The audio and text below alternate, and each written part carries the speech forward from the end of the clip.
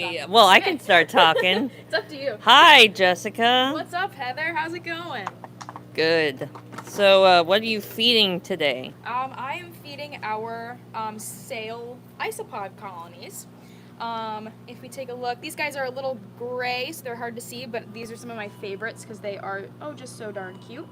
This is our Cubaris murina species. To those of you guys that know isopods, Cubaris might sound familiar because that species is where the rubber ducky isopod falls under. If you've never seen a rubber ducky isopod, Google it as soon as this live is over because they are absolutely darling. So these murinas are pretty closely related to those guys. Feeding our isopods is super easy. They are detritivores, so for the most part, they're gonna snack on these like decaying leaves and anything else that might just like pop up and try to grow in that soil. They will snack on it. But it's always good to give them some extra nutrients. So once a week, we pop in and give them a little bit of squash, a little bit of fruit. And a lot of people don't know this, but isopods, millipedes, and other detritivores, they prosper a lot better when they're given a little bit of protein. And super easy way to give them protein is a little pinch of fish food. So I just make a little snack. I toss some squash in there and sprinkle some fish food around it. And then throughout the week, they will come and munch on it. As it kind of starts to decay into the soil, they will help along with that process. So Cool.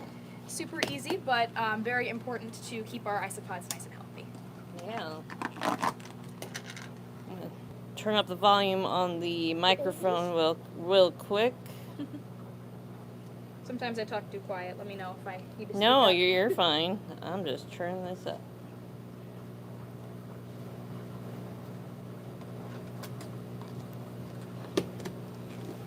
All right.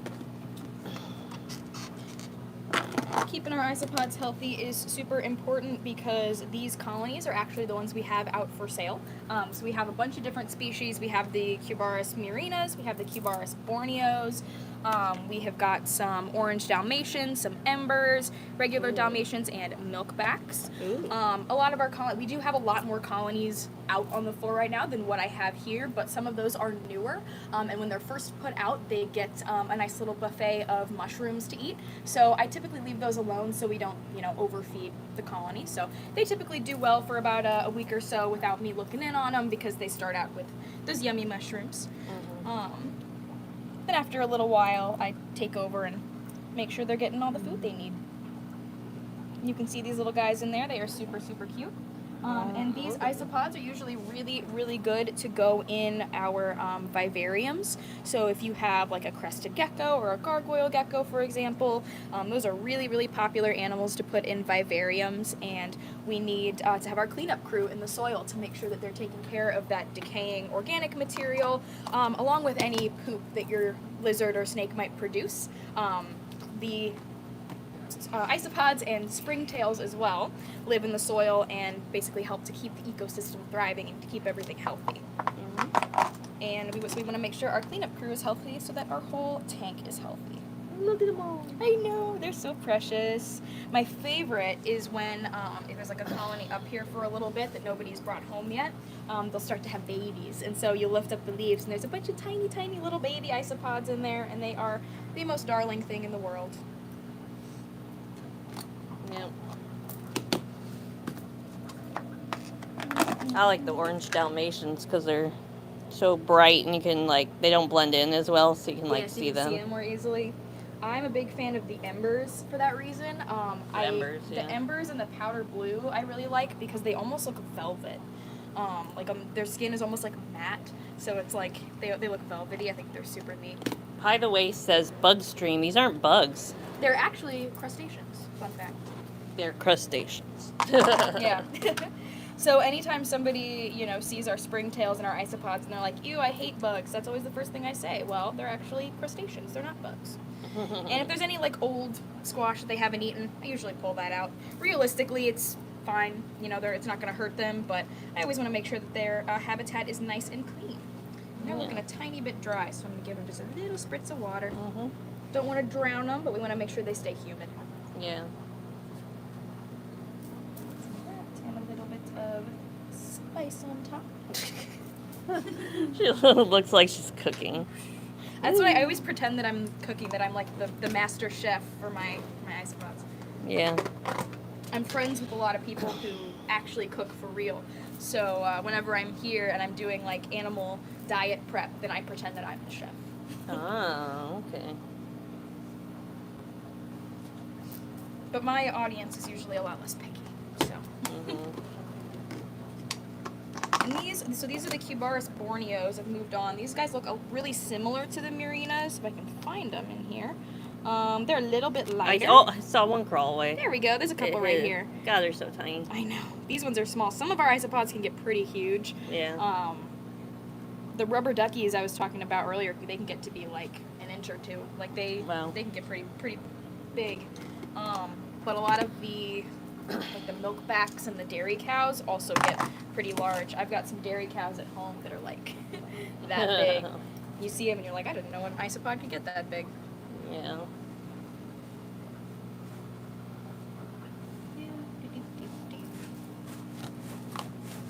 Right, and then I got all these guys. Sometimes I just get so lost in it that I lose my place. It's like I look down and I look up and they're all done. One of the other things I do is just dig through and check on them. Yeah. Because whenever we start our colonies, like we guarantee people go home with at least 10. Yeah. Sometimes we say at least 10 because, like I said earlier, sometimes they like to have babies, and so sometimes there's a few more. But want to make sure that they're all looking nice and good, so I'm not just putting in an empty colony out there. Yeah. These guys might need a little water as well.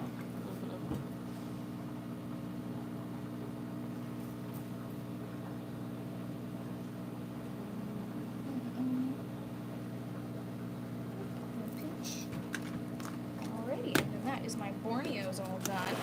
So now we can get on to some that are a little more colorful. So these are the orange Dalmatians that Heather was talking about. Yeah. Check on these guys, make sure they're all doing good. Sometimes they look dead, but they're sleeping. This little guy's doing good. He's got a cute little face. He blended in with I the know, leaf. he blended in perfect. Oh, and if you look really closely, there's some little babies right here. Oh, yep, I see They're him. so tiny. Don't mind my shaky hands, people. I'm sorry.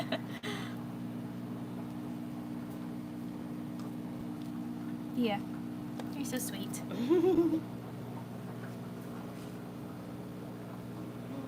They have plenty of protein, so those babies can grow big and strong. And now I also have some embryos that I pulled. So these are the ones I was talking about that look velvety.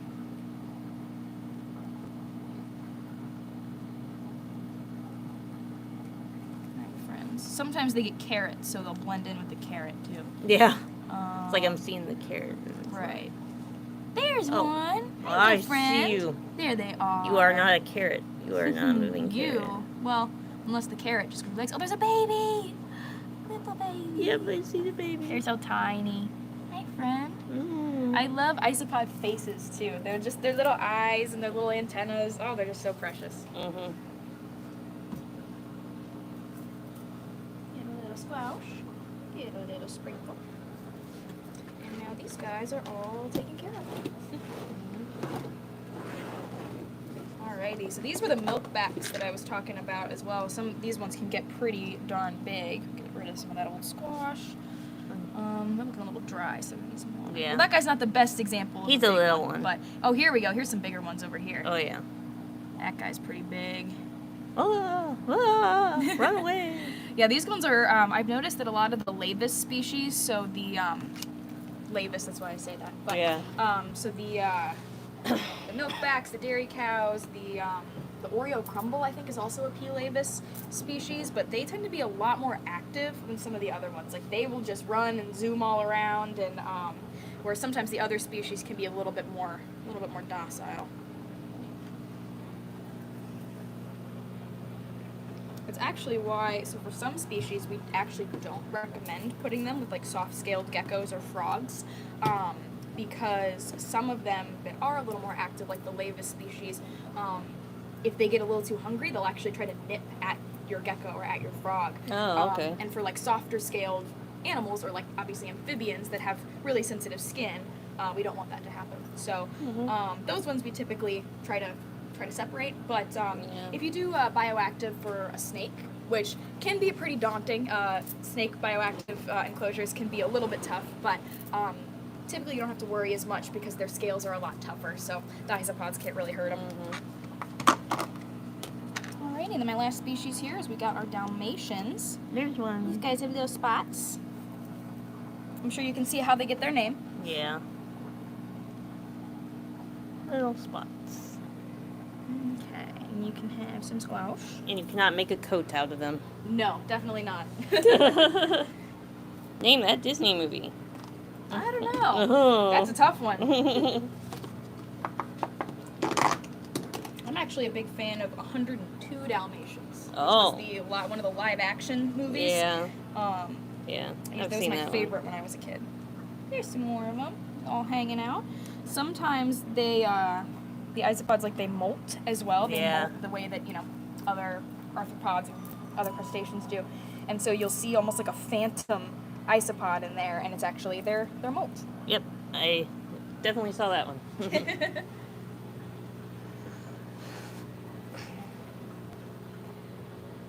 One of my other little things, these guys are all looking pretty good, so I didn't worry about it this time, but one other thing that I do whenever I check on these guys is make sure that they have got plenty of moss and leaf litter in their cups, because if they run out of that, then during the part of the week where they finish all of their squash, they don't have anything else to snack on. So we always want to make sure there's plenty of organic material, and that kind of goes for terrariums as well. We give them some of our Nature's Carpet, which, well, it's over there. I'm not going to get it, but we have like a package of organic material from our house brand that is, it comes with like leaves and twigs and just other, dried plant matter. That is really naturalistic, and you can sprinkle it in your terrariums, and it gives all of your animals or all your detritivores a little extra to snack on. And it also helps hold humidity as well, which is super helpful for like frog and gecko enclosures. Oh, there's some more babies. Oh, where'd you guys? Oh, there's a little spider in there. Get out of there, buddy. Cool. You can see some little babies down there. There's one. Oh yeah, they're like microscopic. Yeah, they're super tiny. Sometimes they're easy to confuse with springtails too, like when they're super little. Okay, so that's some of that, and a little pinch, and that is it. That we are all done feeding our isopods today. Cool. Well, thank you for telling us a little bit about them. And Absolutely. Well, thank you guys for joining me. Sometimes it's a bit of a simple task, so it's fun to get to add some more excitement to it and share it with people. So cool. Thank you guys. All right. Bye, Jess. Bye, Heather. All right, you guys. Well, we are done with that for today. Make sure you guys like and subscribe to our channel if you haven't already. And yeah, we'll continue making more fun videos like this. We'll see you next time.